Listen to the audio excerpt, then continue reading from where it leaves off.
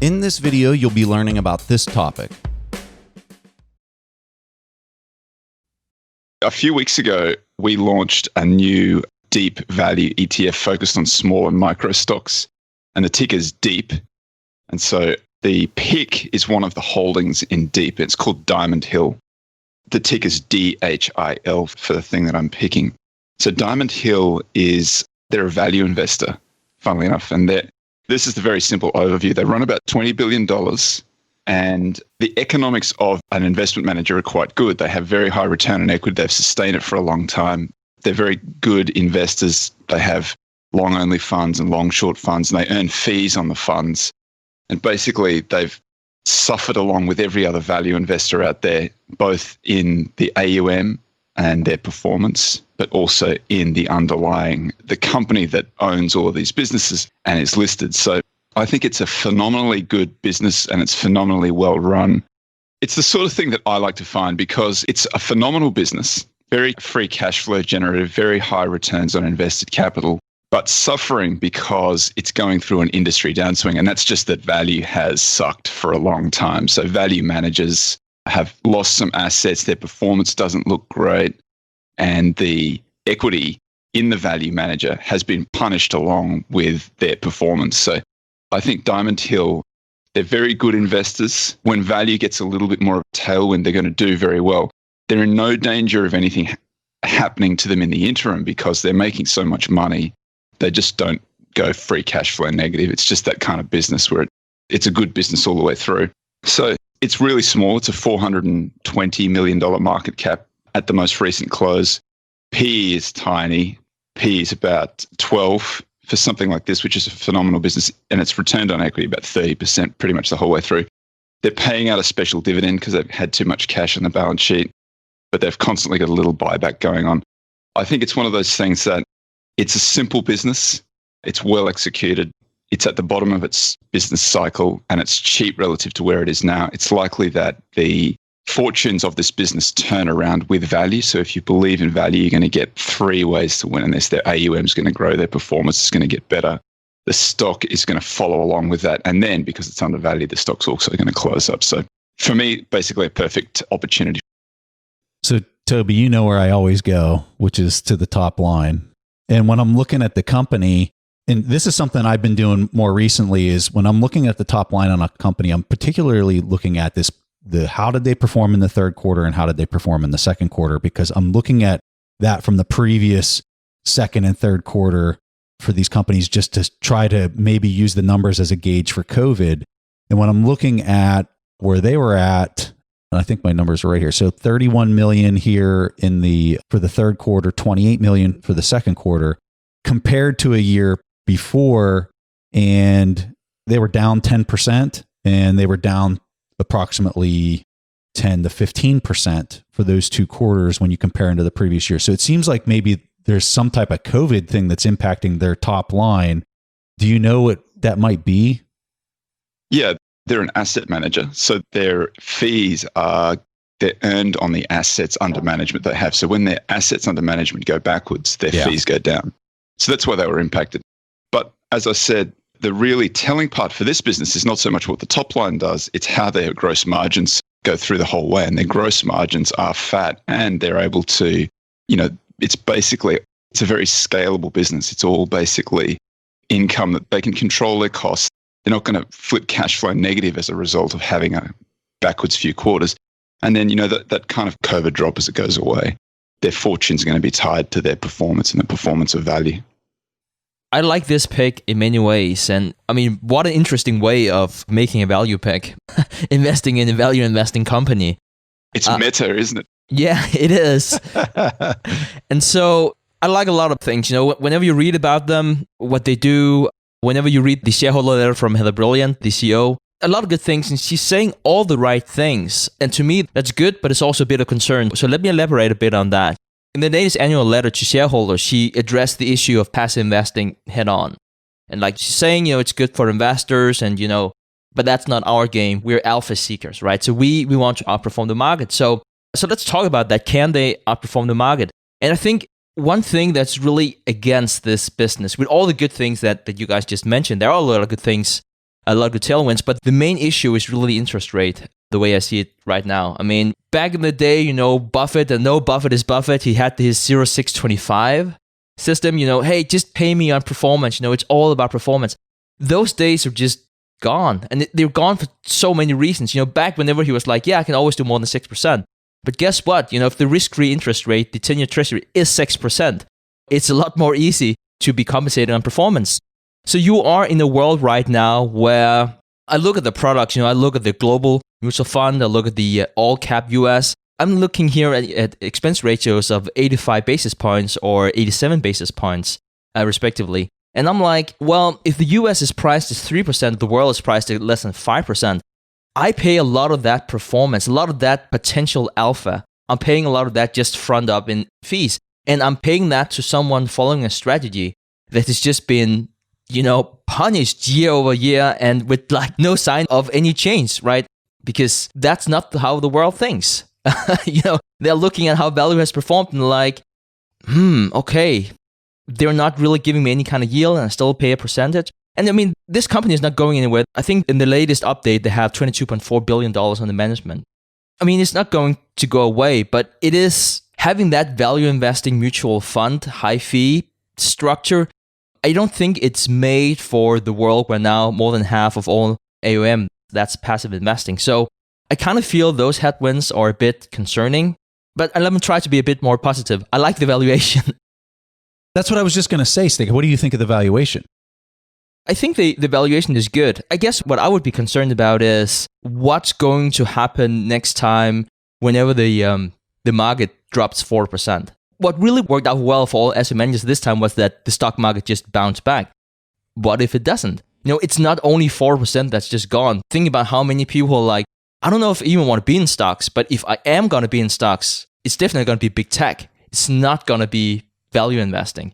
And so just keep that in mind whenever I'm going to pitch my awful pick. That's a very classical value pick afterwards. So, I mean, just keep that in mind, guys. But that's definitely a concern that I have.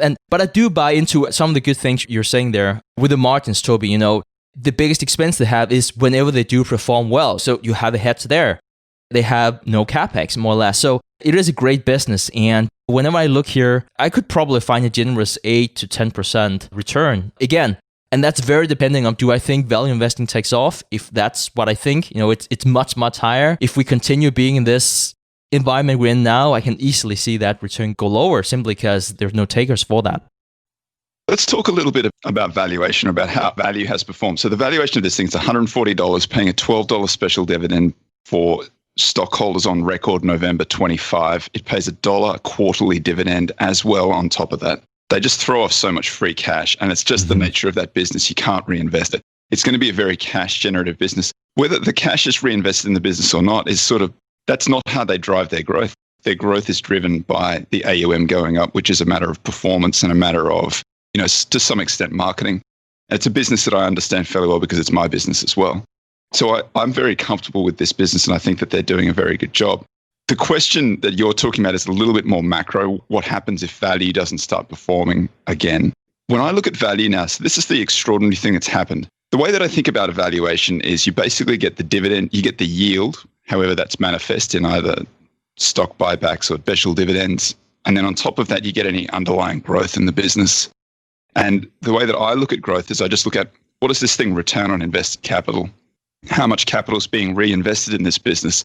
And then how does the market treat that money that it's reinvested, that incremental growth? So that's how I think about it. When I look across the value portfolios now, and I'm shocked at some of the names that have been squashed down into the small and micro, because I know these names when they were bigger companies. It's just the valuations have fallen so far, they're now regarded as small and micro companies.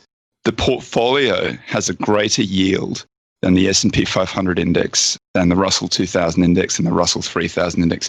The yield in value portfolios is much, much higher. I mean, with the 10-year at 80 bips, the yield across some of these portfolios is like 3 to 4%.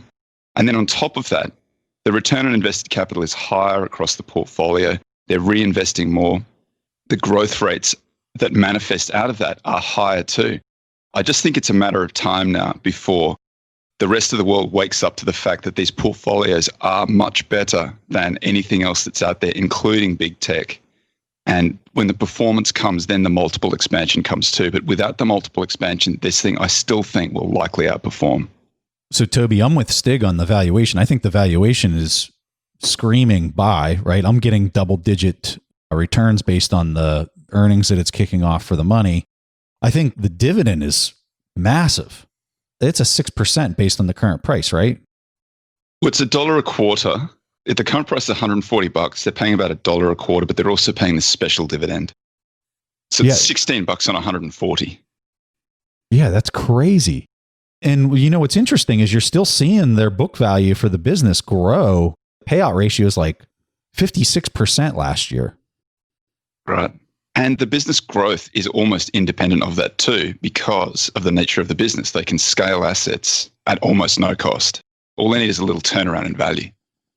You know what I'm blown away by? I'm looking at our momentum indicator, and this thing's still red, and it's up 70% since March. When I look across my portfolio, when I look at Zig, it scores high on everything except for momentum. When I look at Deep, it scores high on everything except for momentum. This is an interesting pick. The numbers are screaming. There's value here, no doubt. I'm just concerned, like Stig's concerned, that there is so much momentum and so much more expectation for more printing and more of the same of what we've seen to date, that's my concern. Is it almost seems like value investing has been penalized based off of policy. And it seems like the policy is getting ready to be doubled down on, which should, I guess, in the back of my mind is suggesting that value is going to get punished even worse if they continue to do what they've been doing policy-wise. As an investor, I don't really care so much about what the stock price has been doing, because I think about the stock price as just the marginal buyer and seller getting together. And the way I think about return, like the return that I'm going to get is, as I described it before, it's going to be the yield plus whatever underlying growth, plus whatever they, when I say underlying growth, it's going to be whatever yield they pay out plus the return on equity multiplied by the amount of money that they reinvest in that business, multiplied by the way that the market treats that reinvested capital. And so you can look at, it's a very simple calculation to do. I really never care about the actual trajectory of the stock price. I think that that's something that that's out of your control. The only thing that's in your control is your own analysis of the business. And when I do those things, the returns to value are as good as I've ever seen them. It's a small cap, small and micro. But this is what's happened in small and micro world. It's all crushed. So one quick question to you here, Toby, about the asset management industry as a whole. That's one thing I can't help but ask. Now we're talking about this pig and we're talking with you. With everything that's been going on, those low yields we have now, I'm looking at some of the old, well-renowned value investing company. It doesn't necessarily have to be value investing, but for the sake of argument, just say it is. And they're all built around doing close to 1% in fees. And they're not performing. And even if they did perform as the benchmark, it's like 3%. And with all that money just going into passive ETFs from Vanguard, 7 basis points, is a company like Diamond Hill Investment Group, are they seeing if they can get the same investors on board, or is it just a completely different ball game who are not so much interested in fees and like perhaps they sell their products through banks and like different type of investors who are just not looking into this whole, hey, why don't we just index? If you looked at the index and you did the same calculation that I did, which was a yield plus a return on invested capital multiplied by, and so on, just the way that I was describing, what you'd find looking at the index is that the return over the next decade is likely to be between 0 and 2%, including dividends. And I think that means that it's negative on a real basis. So the amount of money that we're going to print over the next decade, probably that's going to dwarf anything that's ever been printed before. And you're going to earn at a big discount to that if you're in the index. So it really doesn't matter if you're paying 7 basis points or 0 basis points. I don't think you're going to get any return there. In order to get a return, you're going to have to buy things. I mean, this is what the Fed does. They push guys out on the risk spectrum. You're going to be down in small and micro cap value world to get some decent return. And so I don't mind all of that money flooding into the indexes because it distorts prices. It distorts valuations. I'm a value guy. That's the best thing in the world that can happen to me. I love that kind of stuff. And you plan on holding it as in the long term. So your opinion is that the market's going to eventually realize what the real value is, which we're all looking at this and saying there's value. The numbers are screaming. I don't need the market to recognize the value in these things because I always calculate the return without the market having any multiple. Yeah. And if I can get a return that's bigger than, sitting in a 10-year or whatever the comparable kind of my other cash alternative is, then when I look at these things, they're like 10 to 15 times the 10-year. The return is enormous. So I'm very comfortable holding these things. Well, Toby, it's the dividend alone is double the return you get out of the S&P 500 based on its PE. Thanks for watching. Make sure to subscribe and hit that notification bell so you don't miss out on the next podcast episode and new investing resources. What are your takeaways and thoughts on this discussion? Let us know in the comments section below.